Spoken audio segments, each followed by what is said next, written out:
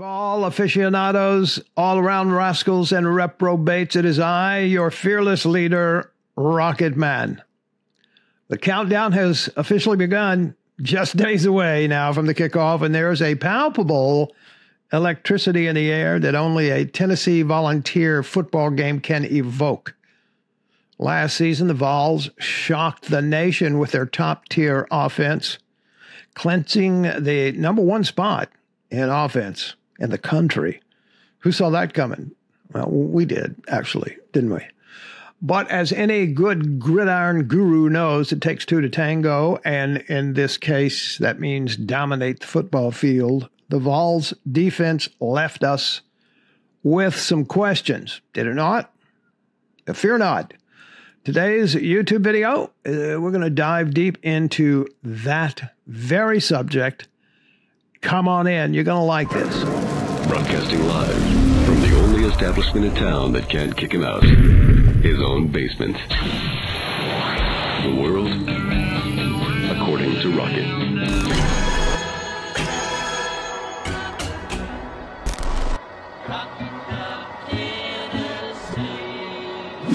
Hey there, Vol fans. What's up? Welcome back to the channel. Thank you for being here today. Please hammer that like button, hammer that subscribe button if you haven't already. Today, we're going to talk about the fascinating world of the Tennessee Vols defense, what we can look forward to this season in 2023. Now, before we start, remember that while we're going to educate here a little bit today, we're also going to have a little fun, so buckle up. Here we go. I warn you, it's the Beauty and the Warts show. You know, they say defense wins championships. Obviously, we've heard that all our lives, and the Vols definitely had their moments last season. Their run defense, solid as a rock, ranked 21st in the nation. That's like saying, yeah, go ahead, try and run it through this brick wall. We dare you. And when it comes to the red zone, they became the no trespassing sign that we're all proud of, sitting pretty at 13th in the country in red zone defense. Yeah, it's just like saying you get close, come on, we'll slam the door in your face. The Vols were number 11 in the country in tackles for losses. That's impressive. Now, that's the beauty part of the defense. Here come the warts. Now, before you get your boxers all in a twist, let me be very clear. I'm not referring to the players as warts. My wart reference is aimed at this 127th ranking in pass defense. And that's more than warts. I cleaned up what it really is. I upgraded it to warts. And it's never just a player. It's always a team effort out there, from the nose guard to the water girl on the sideline. And today, I'm going to opine as to my thoughts on this very subject, and I would like to have yours in the comments at the end of this video. Deal? Deal. The warts is that pesky pass defense. But hold on a sec. If there's a yin, there's going to be a yang, right? Here's the rub. Passing yards allowed? Yikes. The Vols rank 127th out of 131, 132 teams. Man, that's like trying to hold an umbrella in a hurricane. Almost 300 yards a game. Might as well just roll out a red carpet for the opposing quarterbacks, right? Here's my question. Is it the system, the schemes, the personnel? What is it exactly? I tell you what it is. It's a head scratcher. Is it the defensive style and formation we run? The 4-2-5? The schemes? Or maybe it's the personnel. Why is the pass coverage so bad? I've got a feeling it's a bit of everything. The 4-2-5 system can be a beast. You can get to the quarterback and knock him down and hurry him a lot. Problem is, it's got its quirks, right? And let's not kid ourselves. Sometimes the personnel can make or break a scheme that's being run. Let us look at the main advantage of running a 4-2-5. And that advantage is the flexibility in defending both the run and the pass. 4-2-5 formation allows for a balance between having enough players in the box to stop the run, which we did a really good job of last year, by the way, and having some flexibility to where we can cover the pass as well. And in today's college football landscape, with all the throwing around going on, people are turning to this 4-2-5. It allows the defense to adjust easily to both the run and the pass. However, we don't do as good a job as we need to be doing with adjusting to the pass. Now, the biggest disadvantage of running the 4-2-5 is the vulnerability of power running attacks like when you get to Georgia, right, or Michigan. With only two traditional linebackers, the defense might struggle to consistently plug those gaps and stop the run effectively.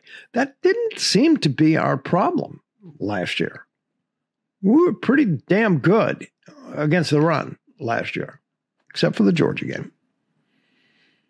The lack of that third linebacker in the box, though, can make it challenging, not only in the run, but for dropping back in that middle zone. And how many times did we get killed over the middle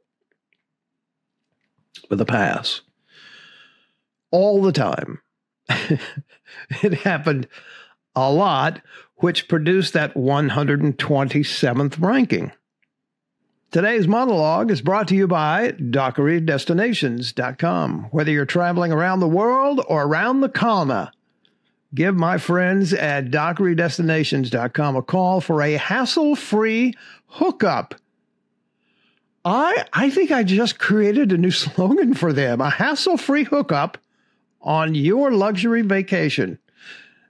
dockerydestinations.com. Oh, I got to get them on the phone and tell them what I just did. Awesome. Give them a call, 615-863-1263. Let's zoom in to the stars who've been holding the line for the Vols. You've got Tyler Barron. He's back. Elijah Simmons. He's back. They're the foundation of that rock-solid run defense. And they're good. I mean, these guys make running backs question their life choices. Speaking of alignment, don't sleep on Amari Thomas. Dude is big and fierce and good. They kind of hang up the do not enter sign for any ball carrier thinking about coming through those trenches. And the linebackers we got coming. Aaron Beasley was a monster in that Orange Bowl game. I've never seen him play with his hair on fire like that. Keenan Peely brings the heat from Brigham Young. And I'm really excited about the addition of him and the hype around the freshman Arian Carter this year. The excitement is palpable. We are good to go in that linebacker room. You know how many linebackers we have? We have 12. We have 12 linebackers. We have 22 defensive linemen, and we have 24 defensive backs. And that's what I'm excited about. Let's talk about the secondary. We got Tamarian McDonald. He had some good games and some sparks of brilliance last year, and injuries. Warren Burrell, injuries. Jalen McCullough had that, I think he had an injury, and he had that little domestic violence thing where he had to sit out for a couple of games, which he was totally exonerated from at the end of the day. Judy Lawley coming from BYU with Keenan Peely.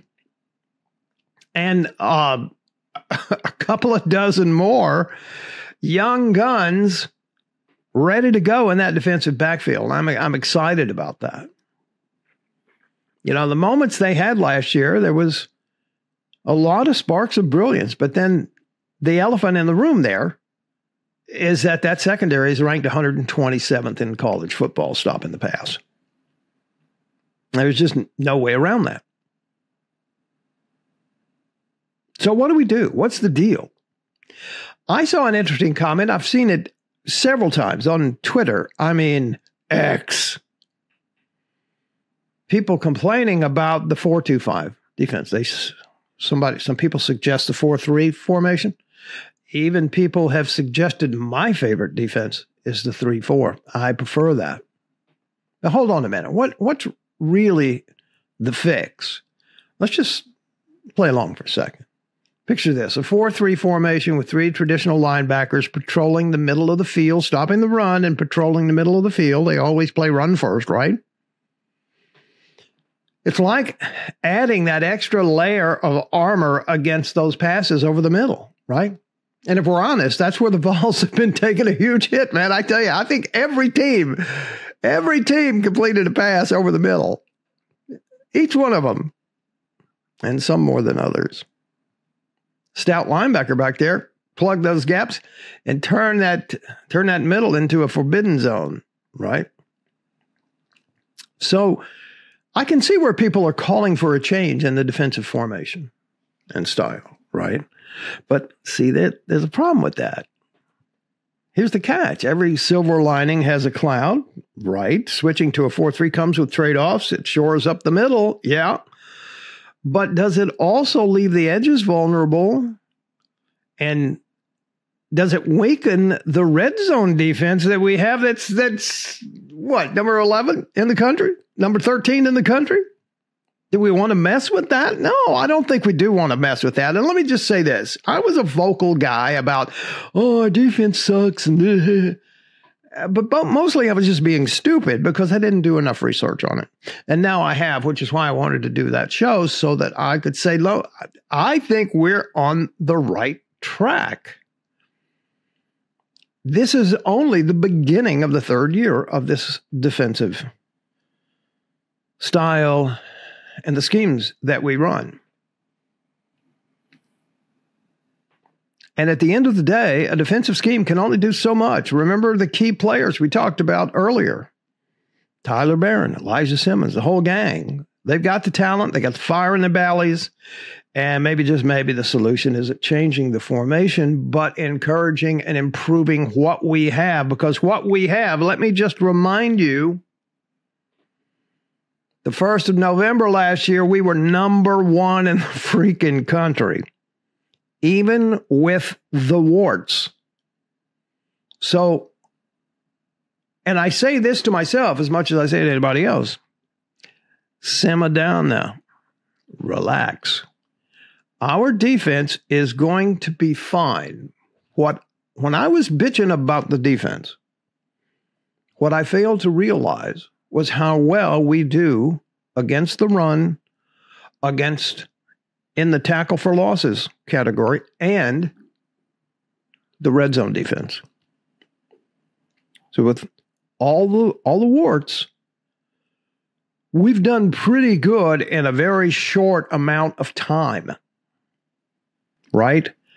And as opposed to throwing the baby out with the bathwater, let's go ahead and get this number 3 season in with this same thing and quit calling for different coordinators and coaches and styles of defense. Let's keep being aggressive like we've been. And keep in mind that even as sometimes on a play or 2 or 3 or even in a game, when we get really pissed off, oh, how could you allow that to happen? We, at the end of the day, were number 1 last year. And throw out the South Carolina game, which was a locker room issue, not a field issue, we would have been in the college playoffs. And now that I've had an opportunity to study this thing and look at it, from an objective point of view, I've done a 180.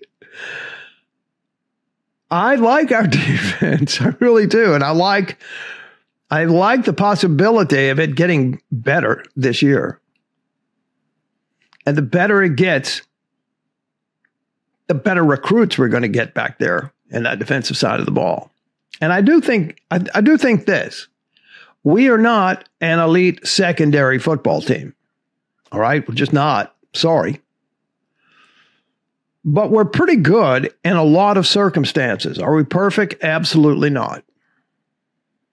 But I do like who we have. And if the people continue to perform at a level that will produce a 127th ranking in pass coverage in college football, We now have a depth of a defensive back room where they can try different people.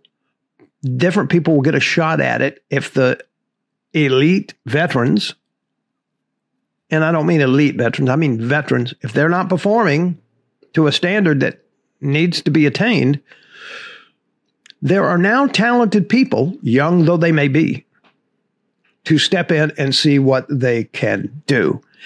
And that's good for the veterans, and it's also good for the young guys. All right, that's my take on the defense. What do you think? Let me know in the comments. As you can tell, I'm kind of jazzed, and I'm ready to go. We got 13 days until we see what this defense can do. And I'm excited about that too, because we're not playing what I would call an A-list opponent against Virginia. They'll be tough. Any opening game is going to be tough because you don't know what's going to happen, right? But we'll have 2 games to sort this defense out, and the offense for that matter. We'll have 2 games, the one in Virginia, with Virginia, and the one, the opener at Knoxville with, who is it, Austin Peay. We'll be able to get some live action in that defensive backfield and with the new people and the linebackers slots, and just get a couple of game time situation, because you just never know what it's going to turn out to be if you're not out shooting live ammo, right? So we got 2 of those games before the very important Florida game in the Swamp. This is exciting. Let me know your thoughts. If you like this content, hammer that like button, give me a subscribe, share it with somebody, and I'll see you in the next video. Go Big Orange.